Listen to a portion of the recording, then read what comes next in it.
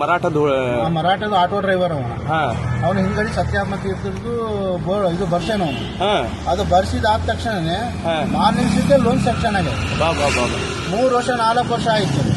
ಏನು ಅಡ್ಡಾಡಕತ್ತ ಒಂದು ಬ್ಯಾಂಕಿಗೆ. ಒಂದ್ ದಿವಸನು ಹಾಗೆ ಇದ್ದಿದ್ದಿಲ್ಲ. ಹಿಂಗೆ ಯಾರೋ ಒಬ್ರು ಬ್ರಾಹ್ಮಿನ್ಸ್ ಹೇಳಿದ್ರು ಅವರಿಗೆ, ಹಿಂಗ್ ಹೋಗಪ್ಪ ಗುರುಗಳಕ್ಕೆ ಹೋಗಿ ಮಂತ್ರಿಸ್ಕೊಡ್ತಾರೆ, ಅದು ಇಸ್ಕೋ ಅಂತ ಹೇಳಿದಾರೆ. ಆಮೇಲೆ ಇದ್ಕೊಂಡು ಹ್ಞೂ ಅಂತ ಹೇಳಿದಾನೆ, ಇಸ್ಕೊಂಡಾನೆ, ಇದು ಮಾಡ್ಕೊಂಡಾನೆ. ಆಮೇಲೆ ಅವ್ನು ಭಕ್ತಿ ಪೂರ್ವಕವಾಗಿ ಇದು ಮಾಡ್ಯಾನೆ, ಏನೋ ಹೆಸರು ಬರ್ಸಾನೆ. ಅದು ಬರ್ಸಿ ಮಾನಿಸಕ್ಕೆ ಬ್ಯಾಂಕಿಂದ ಫೋನ್ ಬಂದಿದೆ. ಗುರುಗಳ ಅನುಗ್ರಹ. ಅದೇ ಮತ್ತೆ ಅವ್ರು ಸತ್ಯಾತ್ಮ ಅಲ್ರಿ, ದಿವಸ ಭಗವಂತ ಪೂಜೆ ಮಾಡೋರು ಅಂತದ್ದು ಮುದ್ದದಾಣಿ ನೀವು ಹಾಕಕ್ ಬರ್ತದ? ಯಾರು ಹಾಕ್ಬೇಕೋ ಯಾರು ಮಾಡ್ಬೇಕೋ ಅಷ್ಟೇ ಅವರೇ ಮಾಡ್ಬೇಕು ಅದನ್ನೆಲ್ಲ. ಹೌದಲ್ಲ, ಸಕಲ ಜೀವರಿಗೂ ಅವ್ರ ಅನುಗ್ರಹ. ಅದೇ ಮತ್ತೆ ಭಜಿಸದೆ ಕೆಡಬೇಡ ಆಯ್ತಲ್ಲ, ಹಾಡು ಕರೆಕ್ಟ್ ಅದು.